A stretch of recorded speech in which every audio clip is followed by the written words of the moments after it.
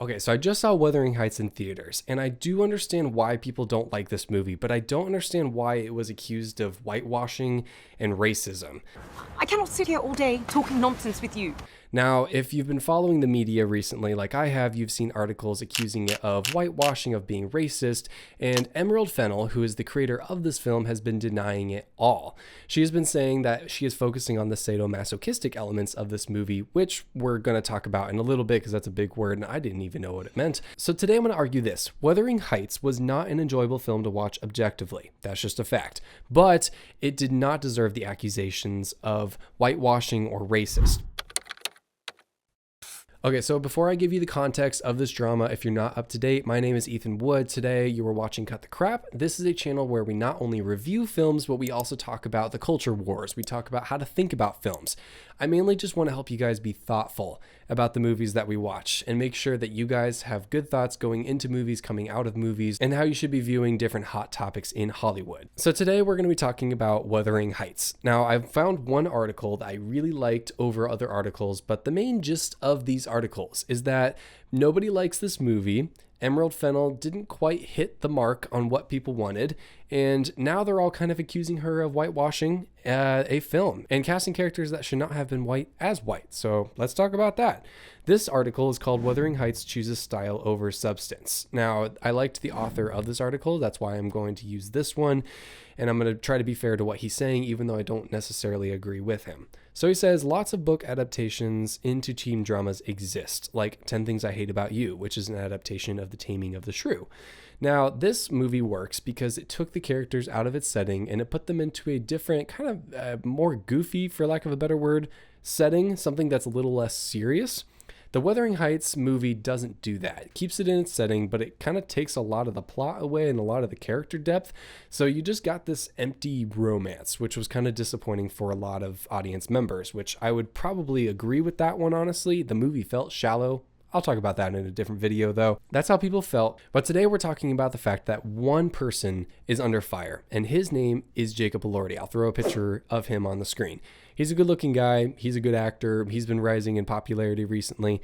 I feel like he did a pretty good job, to be honest. I really do like his performance, and I thought he fit the role really, really well. But people are saying that the character Heathcliff in the classic Wuthering Heights was not white. In fact, that was the whole purpose of his character, that he was a dark-skinned individual, that is what kept him from Catherine, who is the main character of Wuthering Heights. And people are accusing Emerald Fennell of not being able to imagine a book with a black character in it, with a different race of character in it. Like only she can only picture somebody who is white in this role. And I understand, but there's a lot of accusations being thrown around that have no backing. That is something we're going to talk about later as well. There's so many things we're going to talk about in this video. Again, Wuthering Heights, in quotations, was an adaptation. It was always meant to be an adaptation. So that's kind of the whole drama in a nutshell. Emerald Fennell has responded to these accusations because every time she goes on a tour, she explains that no, this movie is not about race, it's about other things. Again, it's a, in quotations, Wuthering Heights adaptation. She said that she read the book when she was 14 and then didn't touch it until now. So she was just kind of remembering things off the top of her head. She was very clear from the get-go that this movie was not going to be Wuthering Heights, the classic book. It's going to be its own thing. It's going to focus on some little aspects, not the entire thing. This video that I found of one of her interviews explains all of this really, really well. Take a listen to this video. The Heathcliff casting, I mean, has had some comments around if that should be a person of color and, you know, casting Jacob in it. What do you kind of think about that commentary? I think the thing is everyone who loves this book has such a personal connection to it. And that's a huge point. Everyone who loves this book has a personal connection to it. It seems like the audiences went into the theaters with some presupposition of what they were going to see, whereas Emerald Fennell went into it with what did this book make me feel? What was one of the main things that stuck out to me? And to her was the sexual desire, which was super duper fun to watch on screen. To her, that's fine. And if that's what she wants to focus on, totally fine. Somebody gave her millions of dollars to make this dream come true for her. I'm happy for her, kind of. But I think that's why a lot of this drama exists to begin with. And so you can only ever kind of make the movie that you sort of imagined yourself when you read it, and then you can, I don't know. I think I was sort of focusing on kind of sadomasochistic elements of it. And so That's the million-dollar word of the day, sadomasochistic. Let's define that real fast because I did not know what that meant before going into this. Sadomasochistic is characterized by or deriving sexual gratification from both sadism and masochism. If you don't know what those words mean, sadism is the tendency to derive pleasure, especially sexual gratification, from inflicting pain, suffering, or humiliation on others. Fair enough. Masochism is the tendency to derive pleasure, especially sexual gratification, from one's own pain or humiliation. So, deriving sexual gratification from pain. Lovely. but that's the great thing about this movie is it could be made every year and it would still be so moving and so interesting. There are so many different takes. So, I just welcome I think every year we should have a new one. I think she brings up a really good point, honestly. Should a movie be adapted by every single director for whatever they were thinking? In other words, if a movie is based on a book, should it honor the original work, or is it okay to experiment a little bit and have some creative room? To be honest, I don't know the answer to that question. I would love to explore that in a future video, but what do you guys think down in the comments? I would love to hear what you guys think about that, because this is kind of the whole reason this movie is under controversy to begin with. Super fascinating stuff. So how are we supposed to view this? What do we need to be thinking? So the first thing I think we need to think about is, did this movie actually fulfill the DEI mold that it's supposed to? Is there actually diversity in this movie, or are people overreacting, or are they reacting normally because there is no diversity? Well, there are two characters in this movie that I think kind of squash the argument that she is whitewashing this film. Two people, Hong Chow, who plays Nellie, is extremely Asian. As far as Hollywood goes, that kind of checks the box for diversity. And then there's another character, Shahzad Latif, who plays Edgar. He's Pakistani. So you've got two characters in there that are already making this movie diverse. I mean, how many more people need to be represented before it's diverse? That's a fair question that I think a lot of people want answered these days. You have two people in there who are portraying Victorian time. Like, guys, I'm pretty sure most of those people were white. Like, if Lordy was the only person who was supposed to be non-white in that film, well, I think we got diversity. And again, she's not focusing on the race aspect of this movie. I don't know, just more food for thought. But I've been thinking about this for years, and I think you guys have been as well. There are two camps that people fall in. There is, when it comes to casting, there is the diversity casting, where it's like, okay, we got to make sure our cast is diverse. And then there's the accuracy casting, which is casting characters as they originally should have been, if it's based off a movie or history or things like that. And usually diversity will win. We'll get more diversity than accuracy. But at what point are we going to say that's enough? At what point do you have to be accurate when you're casting people for a movie? And at what point is diversity okay? I think that is something that Emerald didn't do a very good job of as far as PR goes. And I think that's why people are turning against her. I think the interesting thing is that as a society, diversity casting itself exists because we don't want to offend people, which is totally fair and valid, but everyone will never be on the same side. Somebody is always going to be offended. I think that's what we're learning slowly over time. The comment section under the TikTok that I just showed you was fascinating and definitely proves this point even further. One comment said, translation, as a white woman, this is all white sexual fantasy, and really I understood nothing about the actual subject of the book and its characters. Again, her putting words in Emerald Fennell's mouth. This one said, personal connection, as in she physically couldn't imagine a brown man as a romantic lead. Okay, this comment actually I could find some common ground with. I can definitely see Alex's point. And this one said, and not for nothing, the sadomasochistic elements are made even more complex when we start examining how race functions in these relationships. I would agree with that. Like, it might have added a little bit more romantic depth to this movie, just a little bit more depth in general if we had that race element, just to explore a few more themes, because it did feel like we kind of boiled people down to just sexual desire in the movie. It was kind of gross. I think it could have used that element. However, she didn't focus on it. That was just not the focus. It's either good or bad. I'm not really sure where I land with that, to be honest, quite yet. But you kind of get the point, right? People are outraged by this. They're saying that Emerald Fennell is white and she couldn't imagine any other character in this book except for somebody that is white. So at the end of the day, Emerald Fennell did make a decision, a creative decision, to focus on the sadomasochistic elements of this film, which I'm using that word because it kind of is a good word to describe what she did. Like, I can't think of anything else that describes sexual gratification from inflicting pain on other people. That is exactly what this movie was about. It was so weird. Anyways, I can understand why the people in this comment section are angry. However, at the same time, I think we also need to recognize that the movie did work on its own. And in that way, Emerald Fennell did a good job. However, I think it would have added a couple more layers of depth if we did include that race element. We'll never know. My second point, and one that kind of builds off of point one, is that she did clearly communicate her intentions when making this film.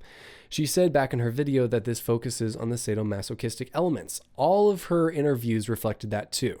The accusation that she is whitewashing this intentionally isn't based in any facts. There is no one in the media sphere saying that she did this intentionally, that she hates people of color. No one is saying that. It is not fair to put words in her mouth when she has done nothing to deserve that at all. Again, picture the mind of a 14-year-old girl. She had this vision of what this book was, and that's what she made as an adult. Whatever she could remember as a 14-year-old reading this book, that is what she made on screen. At the end of the day, it is what it is. You can tell in all of her interviews too that she did not want to bring up race. Okay, like she wanted to bring up anything but race because her movie was not about race. The only times that she brought it up was when the interviewers asked her about it, like in the one interview clip that I just showed you.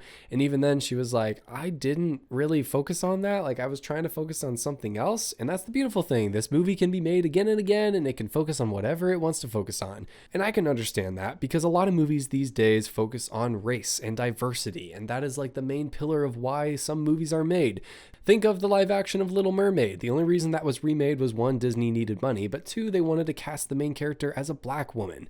And that was really the only thing that stood out about that movie. And honestly, it feels shallow. Is that a fair point, right? It feels shallow to make a movie that is totally centered around race. Because at the end of the day, when you make a movie about race and about the color of someone's skin, that makes the movie itself pretty shallow. The concept of it, that is.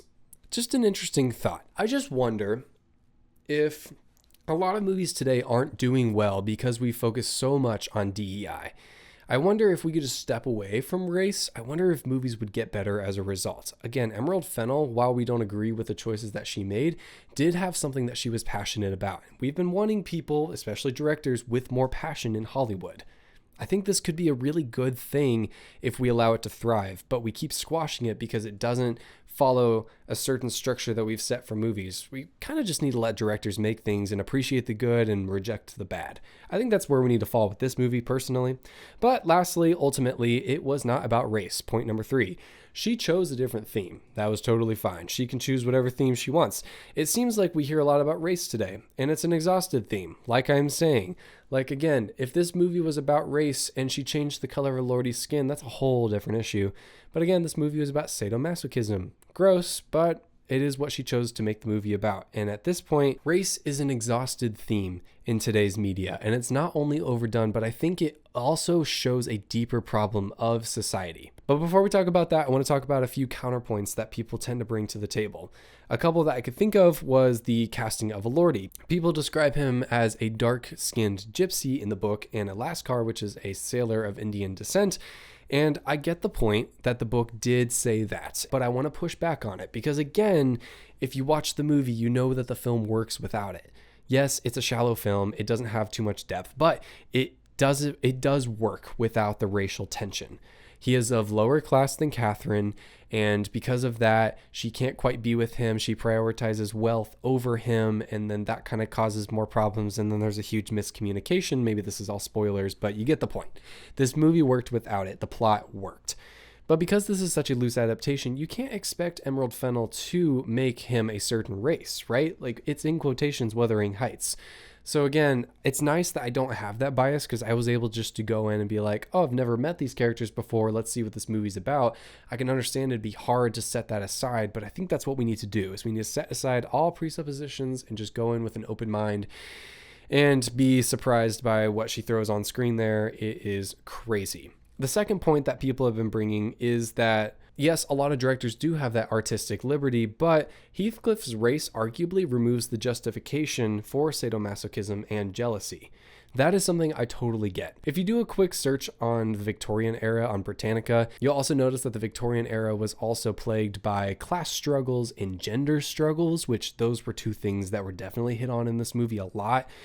And treating him as like the bad boy, I would have loved more of Heathcliff, to be honest, more exploration of his character. It was definitely more centered around Catherine.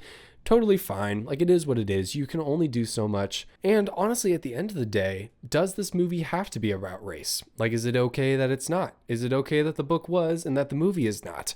There's a lot of questions I have, and a lot of questions that I hope you guys are also thinking about.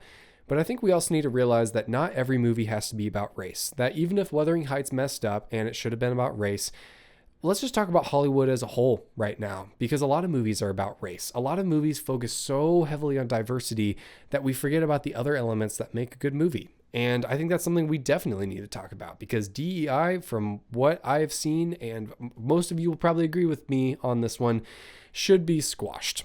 DEI needs to go away. It is not helpful for films. It has made nothing better. People are still just as offended, and movies are getting worse and worse. I do think there is a direct tie between DEI and movies as a whole. Again, back in the day, DEI was a response to a society that saw other races as lesser, less sophisticated, less intelligent, dumber, all these things. And that was wrong, like very, very wrong. And we've come such a long ways as a society. And we need to remember that, right? Like, we as a society have grown, but it's still going. And people want revenge on what white people did to other races. And I'm not exactly sure when that needs to end, but it's much like Catherine and Heathcliff, where the revenge just keeps going and going and going, and it ends up with both parties suffering tremendously. So this goes very deep. And if DEI was a response to this hurt, then at what point is it going to be okay? At what point are we going to say, yep, mission accomplished, DEI worked, we can be at peace with each other and all sing kumbaya? When is that going to happen? Because white people have apologized and it didn't work. We have celebrated other races and that didn't work. So, like, what else are we supposed to do? And that is the question at the end of the day, right? Why is DEI in existence and what is it trying to do?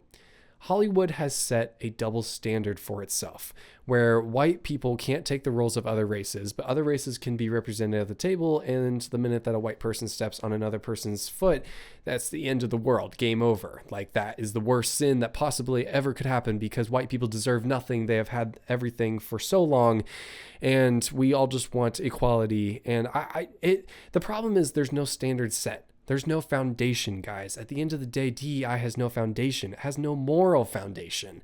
It is simply a response to a lot of deep set hurt. And the good news is there is a foundation. And this is where my thoughts come in as a Christian. I believe that there is a moral foundation, guys, which is God's word. Jesus replied, "Love the Lord your God with all your heart and with all your soul and with all your mind. This is the first and greatest commandment. And the second is like it. You love your neighbor as yourself." Guys, America defines love very differently than the Bible does. They define love as acceptance and approval, not offending other people, all that good stuff. But I hope that you know that love is not defined by those things. Love is caring for people. It is being at peace with them. It is treating them like you would want to be treated. It is setting the example that Christ set for us in other people's lives. And Hollywood has set up this weird double standard where love almost looks like justice, where it looks like white people needing to take a step back and let other races have so much fun on the playing field. That's not really equality. That's just racism again. Like, we're just judging everybody by the color of their own skin. And if we really wanted equality, if we really wanted people to sing kumbaya and have peace with each other, then we have to start treating other people like that. And I hope that's what Hollywood decides to do one day. For right now, obviously, we are nowhere near that. But I have faith that one day we will. One day we will all realize that this whole drama is overblown, that we need to let Jacob Elordi just be the talented actor that he is, and Emerald Fennell be the talented director that she is. Noticing that, yes, her movie is weird, but she is allowed to make a movie like that. She can cast whoever she wants in her own movie because it was a very loose adaptation of the movie. So I believe that this is why we need a moral foundation when it comes to making movies and when it comes to judging movies as well. We need a foundation for what DEI stands for. And I think at the end of the day I think this is why this controversy at the end of the day is so blown out of the water. And this is why Emerald Fennell, who is objectively a genius director, does not deserve this backlash. Well, if you made it to the end of this episode, I really appreciate it, guys. I really appreciate you guys watching. I hope that you will subscribe, like this video, share it with a friend. Keep thinking about this topic too. What are your thoughts on Wuthering Heights? Did you go see it? What do you think? I'd love to hear down in the comments. Again, my name is Ethan Wood. This has been Cut the Crap. I will see you guys in the next video. Peace out.